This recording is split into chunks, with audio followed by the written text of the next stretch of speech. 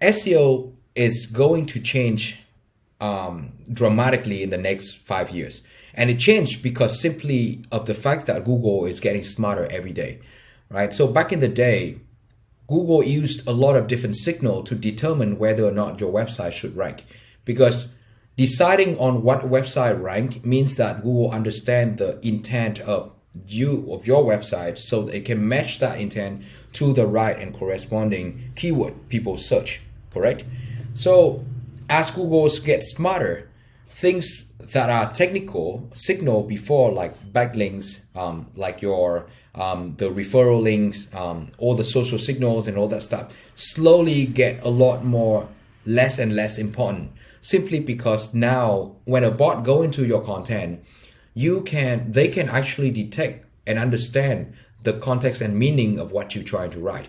Google was not able to do that before. Understanding a context is only a human thing to do until very recently with their new AI and NLP, natural language processing, algorithm. Their bot was able to go in there and understand exactly what you're trying to write. That's partially shown by the fact that back in the day, you can simply rank a website by just putting a bunch of backlinks in your website, or you just throw a bunch of keywords. And Googlebot would get confused and think that, oh wow, this website has so many of this keyword and have a lot of backlinks. I'm going to rank this on the top because that's what users want. That no longer the case now. And going forward, it's continued to get worse. So if Google gets smarter every day, what's left for you? What makes your website better than the other competitors? And the only thing that is better is actually two things. The way you organize your information in your website so that when a Googlebot going, they know and they believe that you are the expert in the subject that you try to rank, your organization and your topic that you chose. Like if you want to rank for exercise, you better write about nutrition, you better write about diet, you better write about metabolism or food choice and all that stuff, because you need to cover all the topic in order for Googlebot to know that you are a reliable source of information. So that's the first. The second thing is the value and the quality of the content that you write. It is no longer the case where you just simply go up and then write a 500 words and then leave it there and hoping that it will rank. Your content, whatever it is, has to give meaning and quality and value for the end users, because Google can test that easily. So we have a lot of cases where we would try to do SEO for a certain website, and then there will be a moment where our keyword would jump from rank 50 suddenly to rank 1. And I was like, wow, this is great. We are now finally getting to rank first, and we show it to the clients. But in just 2 weeks, it dropped back down to 40. And only later on I understand that the moment Google show your keyword into the top, that's the period of Google trying to test your website. So they test in what way? The moment you get to the top, right away there will be a footfalls of organic traffic get to your content.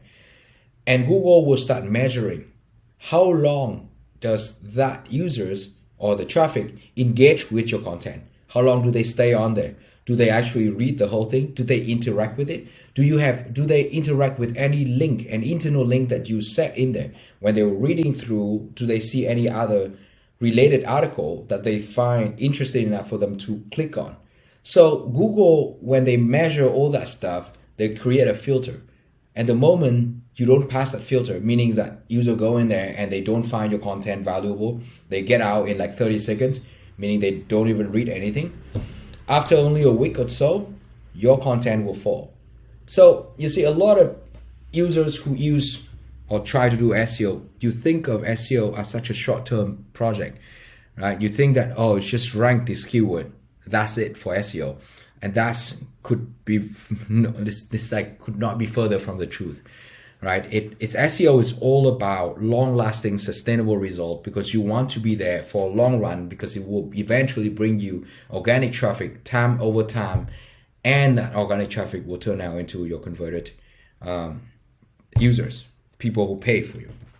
So that to us is the future of inbound marketing, future of SEO.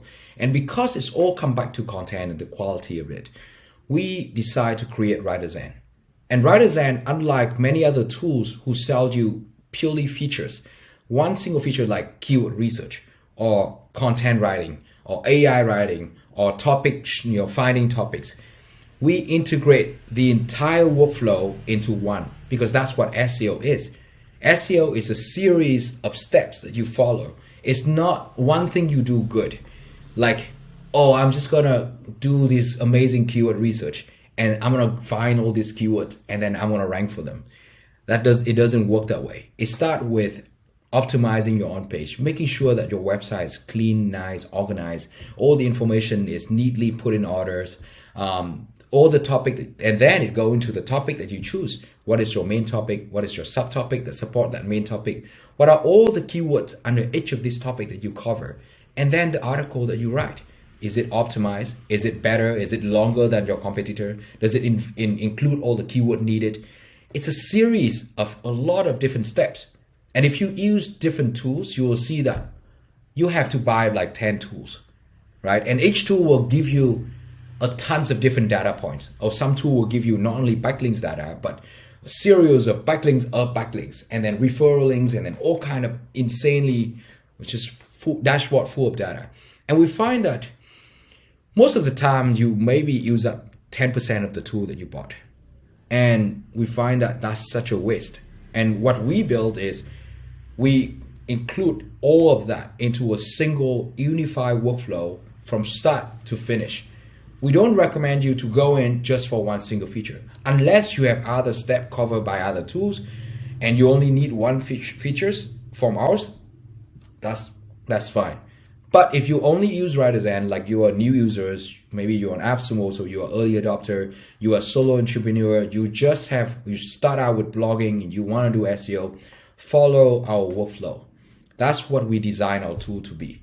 We don't just sell you a single feature. We don't just tell you, oh, go for WriterZen because of our keyword research. I never said that. It's a discipline to follow from start to finish. And that is how WriterZen was built and the problem that we try to solve. And during this whole thing, right, we'll create a few key features that distinguish us from the rest of other competitors. First one, well, I will go into that later. Actually, that will be in the separate one. All right. So that essentially is the story of WriterZen, why we create, and well, basically is how it is built and the problem we try to solve. So welcome to all of you guys who just started WriterZen. I understand it's a bit overwhelming when you start looking at the dashboard and everything, but trust me, everything have its reasons. And now I'm going to go into the tool itself and share with you the way we structure our